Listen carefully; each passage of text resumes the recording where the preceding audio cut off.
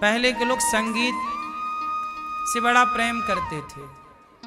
संगीत का मतलब ये नहीं कि आप संगीत से पैसे कमाएं। संगीत पहले जो विद्याएं थीं वो विद्याएं स्वांतः सुखाय के लिए थी, अपने आनंद के लिए, अपने आनंद के लिए विद्याएं थी। आजकल विद्या का मतलब व्यापार हो गया है। हर विद्या का व्यापार है। आजकल स्कूल क्या है? स्कूल में क्या मिलता है? विद्या। स्कूल एक व्यापार हो गया विद्या का। क्या हो गया है? स्कूल क्या है?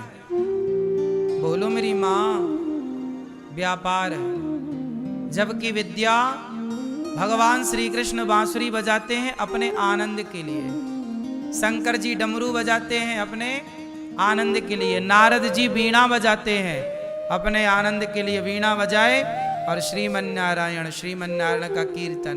मीराबाई घुंघरू बांधती हैं पाँव में और पग घुंघरू बांध मीरा नाची रे। लोग कहें वो तो भई रे बबरिया, सास कहे कुल नासी रे, पग घुंघरू बांध मीरा नाची रे। तो अपने आनंद के लिए वो नाचती थी। नाचना बहुत अच्छा है, पर कब, किसके लिए नाचा जाए?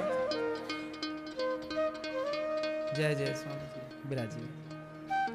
किसके लिए नाचना चाहिए? भगवान के लिए। जय जय। किसके लिए नाचना चाहिए? भगवान के लिए। नाचना अच्छा है, आप लोग नाचा करो, लेकिन आप लोग नाचते हैं कमर मटका मटका के। किसके लिए? संसार को दिखाना चाहते हैं। संसार को रिझाने के लिए हम थोड़ी नाच रहे हैं। नृत्य से भी भगवान को पाया जाता है। यह भी एक विद्या है।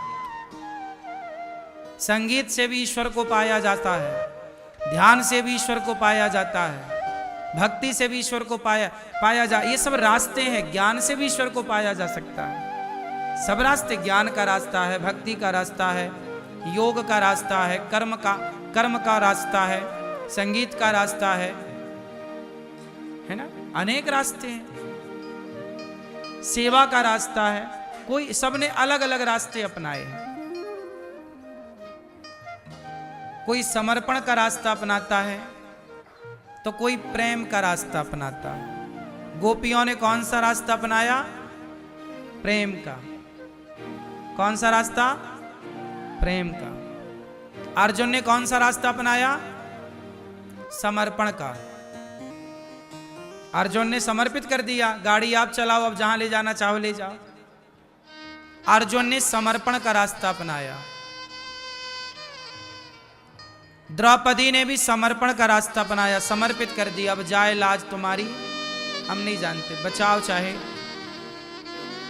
विभीषण ने भी समर्पण का रास्ता अपना, समर्पण कर दिया, आत्मसमर्पण। सुग्रीव ने भी समर्पण का रास्ता अपनाया। रावण ने शत्रुता का रास्ता अपनाया।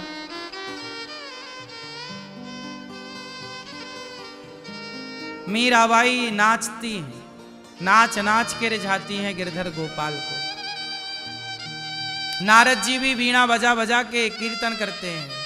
हनुमान जी भी खरताल लेकर के, हनुमान जी भी कीर्तन करते हैं, खरताल लेके नाचते हैं हनुमान जी भी। इसलिए नाचना बहुत अच्छा है, पर जगत को रिझाने के लिए नहीं, जगन्नाथ को रिझाने के लिए नाचा जाए।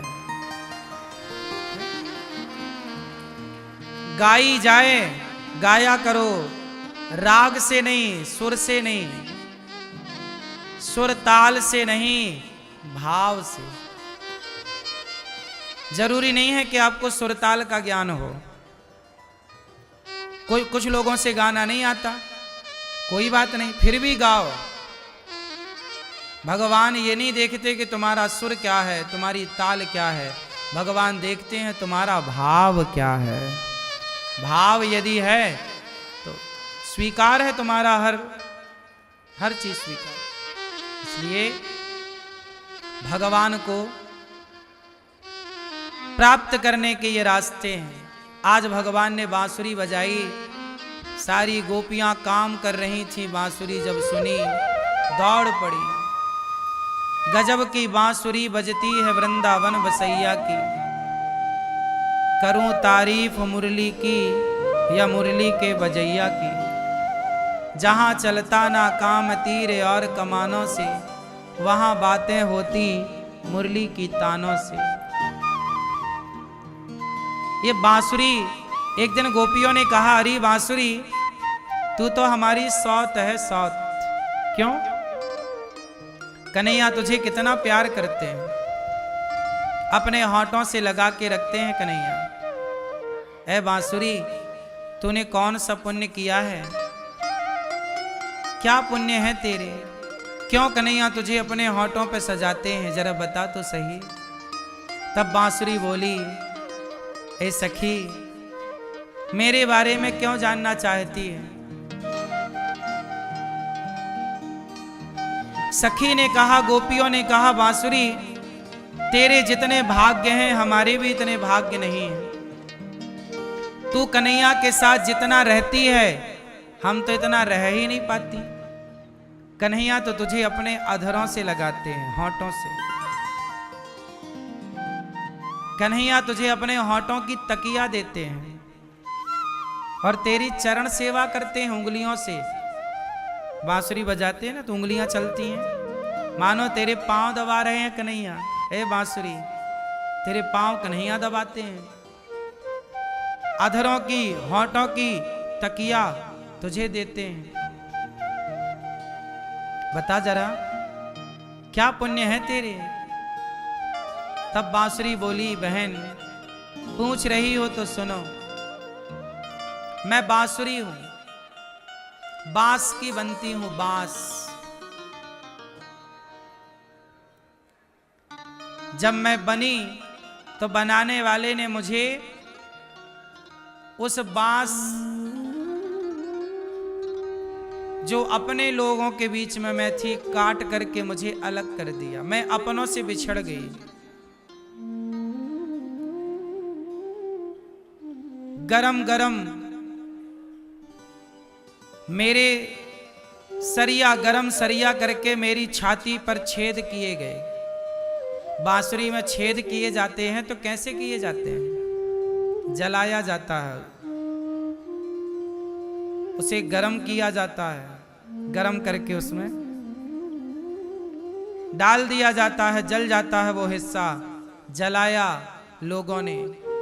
बांसुरी बोली, बहन दुनिया के लोगों ने मेरे शरीर में 7 छेद कर दिए। छेद कैसे किए? जला करके 7 छेद किए और मुझे इतना कष्ट दिया। फिर भी जब मैं बजी तो मैंने कभी किसी का दिल नहीं दुखाया। मैंने किसी से शिकायत नहीं की कि मेरी छाती पर छेद क्यों हुए, तुमने मुझे इतना सताया क्यों। मैंने किसी से कोई शिकायत नहीं की। जब भी बोलती हूँ तो इतना मीठा बोलती हूँ बहन कि जहरीला नाग भी मेरी तान सुन के नाचने लग जाता है।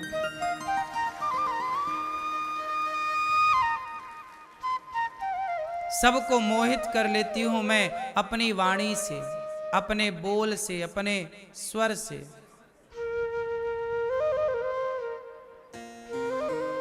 कन्हैया ने मुझे क्यों स्वीकार किया है जानती हो?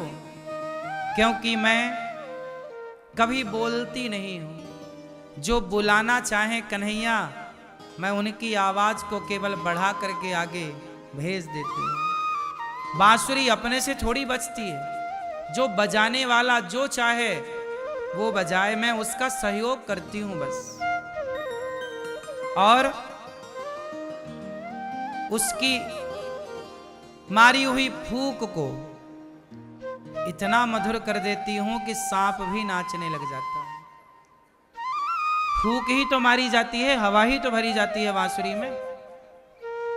बस बांसुरी कहती है, भगवान कृष्ण कहते हैं कि जो बांसुरी की तरह मीठा बोलता है, मधुर बोलता है, सबके मन को जीत लेता है, भगवान कहते हैं कि मैं उसे स्वीकार कर लेता हूं।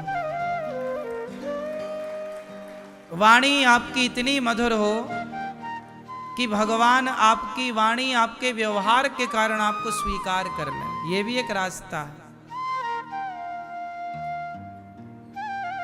गोपियां काम कर रही हैं, दुहंत्यो भी अयो काश्चित दोहम हित्वा समुत्सुका, भगवान पिता रात्रि शरदोत्फुल्य मल्लिका। आज शरद पूर्णिमा की रात्रि में भगवान ने बांसुरी बजाई और गोपियों को बुलाया रंतुम रमण करने के लिए। किसका आश्रय लेकर? योग माया मुपाश्रिता। माया मतलब श्री राधा रानी का आश्रय लेकर आज भगवान ने यमुना के तट पर बांसुरी बजाई। जहां बांसुरी बजाई वही जगह है वंशी बट। 84 कोस की यात्रा में सब बताया जाएगा।